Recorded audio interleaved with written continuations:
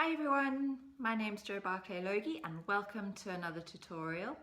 In today's demo we're going to be making some earrings and this is what they look like. So hopefully you can see those there. They are made using GemDuos or DiamonDuos, that's the red bead you can see in the picture there. And we're going to make the partner for this one, which is using the yellow DiamonDuos, which are called Lemon Rembrandt, and these are the red Rembrandt. So as usual, we'll get going and I'll show you exactly what you need to make these. It did start out as a bracelet. I made a motif that looked a little like that and I was going to make them into a bracelet. So the opportunities are there to run with this and turn it into a bracelet or into a pendant, or having an entire matching set. So starting with what beads we're going to be using, I've got the DiamonDuos or the GemDuos here to begin with in the Lemon Rembrandt, and these do have a right and a wrong side. So on one side that edge is completely smooth and flat, and on the other side it's slightly domed and rounded. Then I've got some 4mm fire polish beads here, and these are in the colour Montana. Then I've got some Preciosa twin beads, which are similar to the SuperDuos, but they are slightly more rounded. I find the SuperDuos are a bit more angular, and I've used these twin beads here. You can see them in the design either side of the DiamonDuos, and these twins are called Midnight Blue Jet Terra Pearl.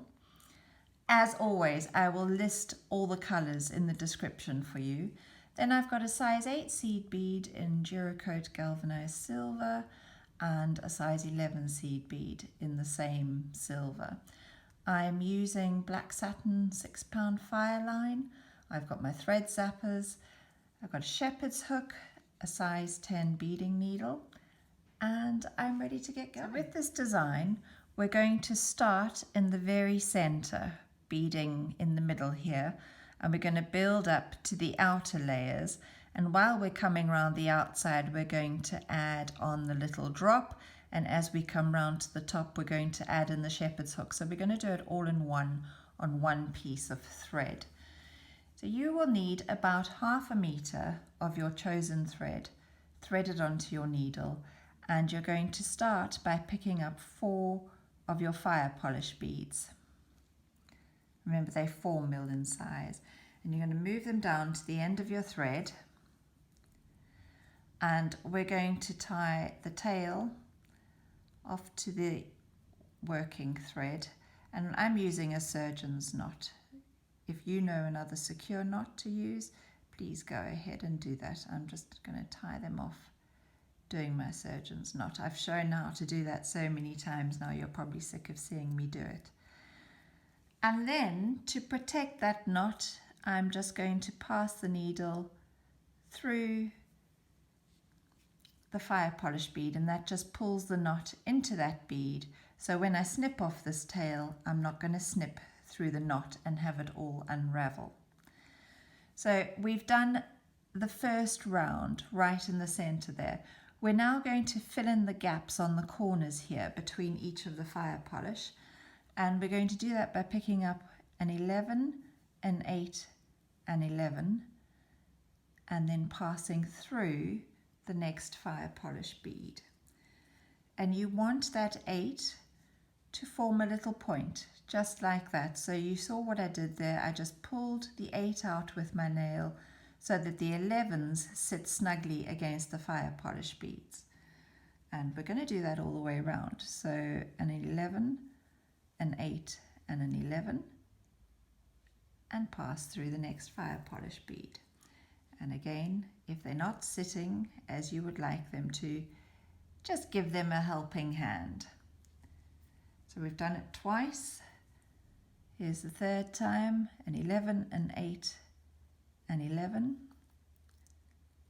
and we're going to pass through the fire polish bead. Oh, that time they played ball and sat nicely for me. Move the tail out of the way, and the last time 11, 8, 11, and through the fire polish. These ones need a bit of help, so pull out the 8 and then pull your thread tight again. And we're going to step up so that we are exiting through this first 8 here. So I'm passing through the 11 and through the 8. And I'm then ready to start round 3. I'm just going to zap off that little tail thread now so that it doesn't annoy me and get in my way.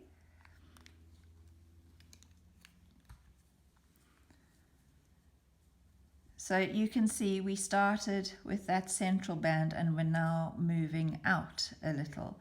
So between each of these 8s, because we're now going to be joining the dots basically between the size 8 seed beads, we're going to pick up a twin bead, and it doesn't matter which way you pick the twin bead up because it's the same top and bottom.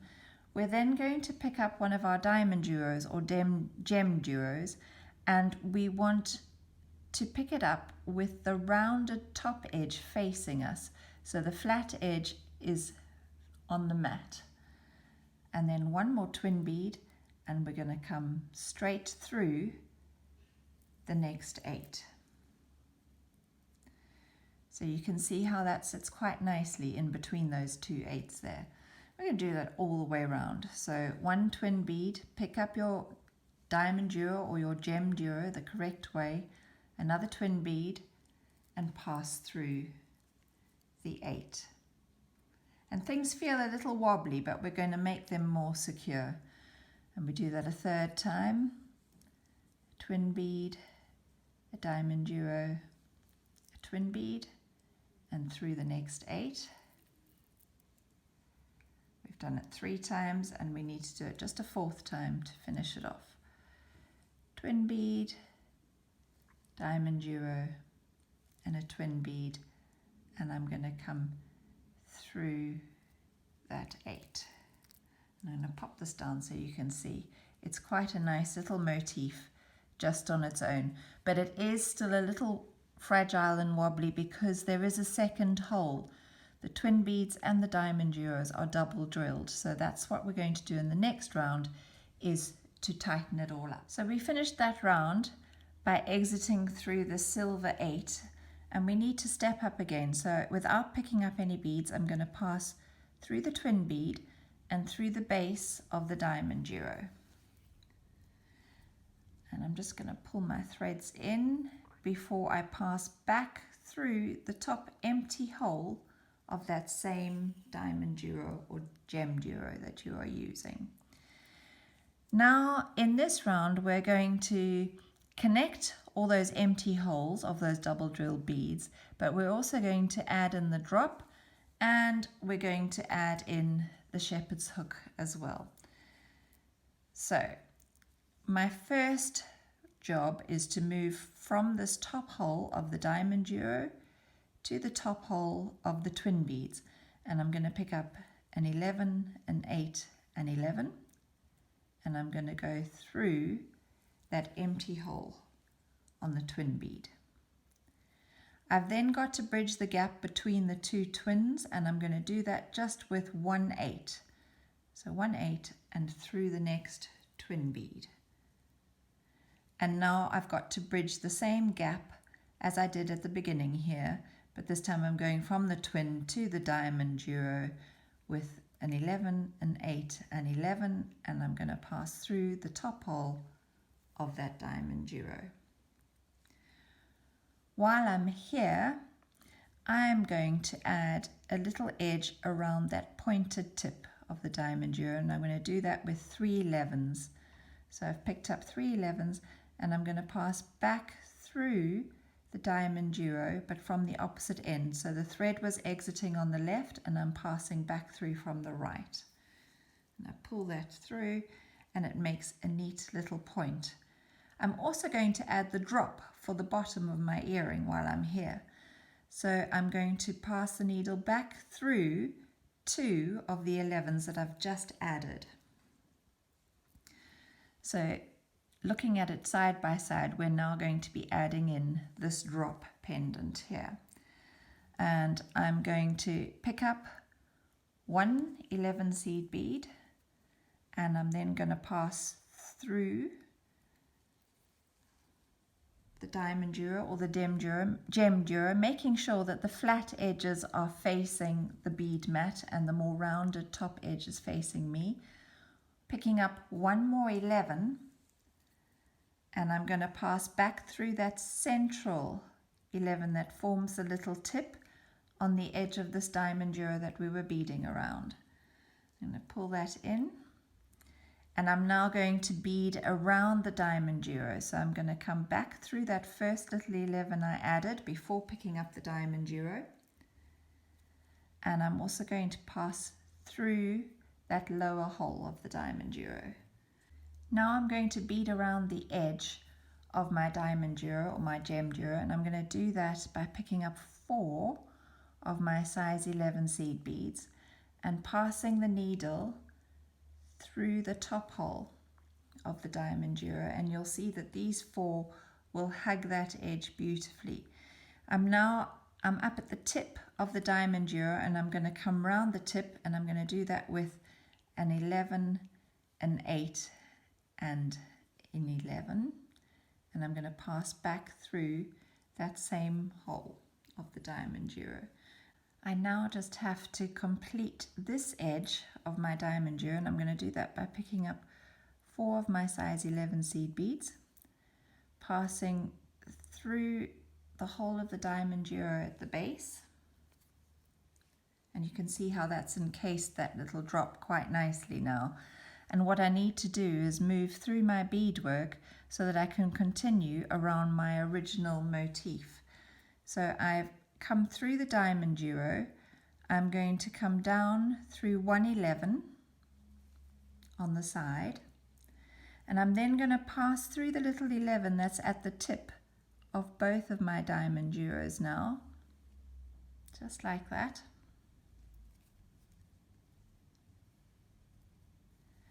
And then down through the 11 on the right hand side,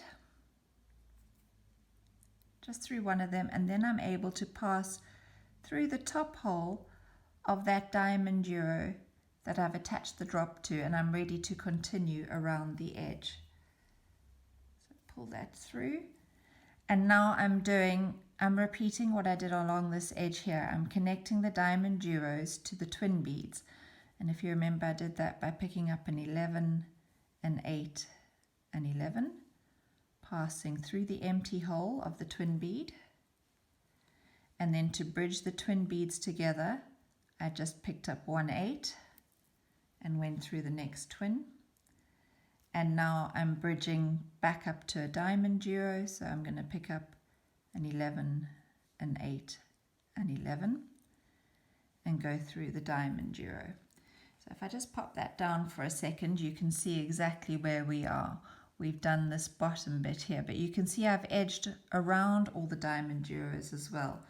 So while I'm here at the tip of this DiamonDuo, I'm going to add a little edge to the top, and that's just with 3 of my size 11 seed beads, and I'm going to pass straight back through that same hole from the opposite direction. Thread is exiting the top, and I'm passing back through from the bottom. And again, on this side, I'm connecting now the DiamonDuos to the twin beads. So an 11, an 8, an 11 through the empty hole of the twin. And then bridging the gap between the twins. You might be using SuperDuos, but same thing, 2 holes. And I've picked up 1 8, and I'm going through the empty hole of the next twin. And now I'm bridging the gap between a twin and a DiamonDuo again. So that's an 11, an 8, an 11. And I'm going to pass through the top hole of that DiamonDuo at the top. And this is where I'm going to be attaching my shepherd's hook. So let's just bring that in. And just as we've gone around all the tips of the DiamonDuos, we're going to do the same with the top one. So I'm picking up 3 11s. And I'm going to pass back through that top hole. And then I want to be exiting this little 11 at the tip, because that's where my attachment point to the shepherd's hook is going to come. So I'm just passing through those 2 11s. And now I'm going to do the attachment of my shepherd's hook. I'm going to pick up 2 more 11s. I'm going to let those drop all the way down to the others. And I'm then going to go through the attachment loop of my shepherd's hook and back through the first 11 that's closest to the shepherd's hook. Pull your thread in, and I need to pick up 1 more 11, and I'm going to come back through that little 11 that formed the tip of my DiamonDuo, and that will just give me a neat finish on attaching my shepherd hook. So if I pop it down, let me put it there, you can see the 3 11s that form the tip of the DiamonDuo, and then I've attached the shepherd hook with another 3 11s. I'm going to come down the final bead of the 3 that made the little tip around the DiamonDuo, and I'm going to pass back through that top hole of the DiamonDuo. There we go. Could feel the needle going underneath it the whole time.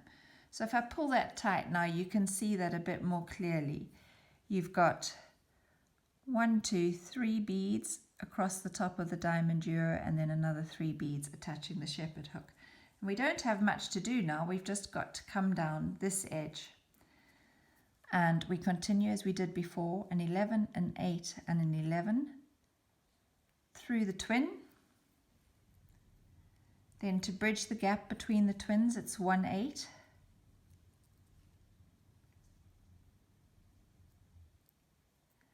And now I've just got to bridge across to this DiamonDuo on this end corner here with another 11, whoops, an 8 and an 11.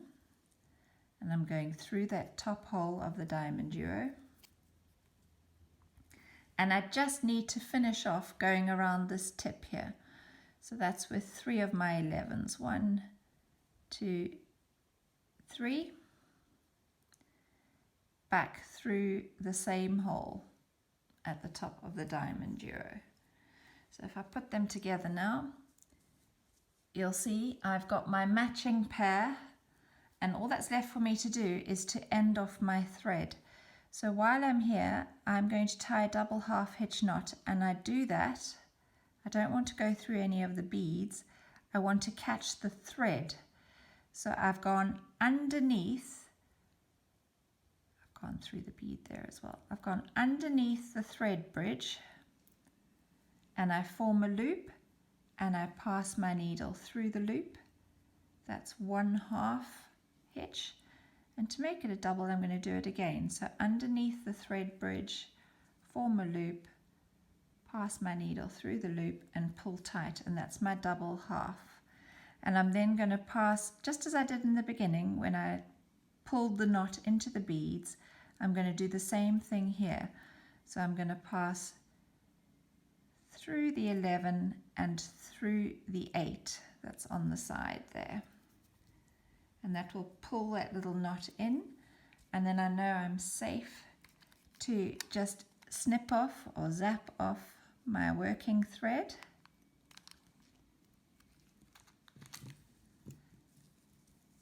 And there I have my matching pair of earrings. I'm just going to bring the red ones back into shot again so you can see them. So using your DiamonDuos or your GemDuos, they're a very similar bead, and then some twin beads or some SuperDuos, the fire polish in the center, I've got 2 pairs of earrings ready for me to wear now. If you have any questions at all, please pop them in the comments below and I will answer them as quickly as I can. Otherwise, thank you so much for spending a little bit of your time with me. Hope you've enjoyed the tutorial, and I'll be back soon with something new. Bye!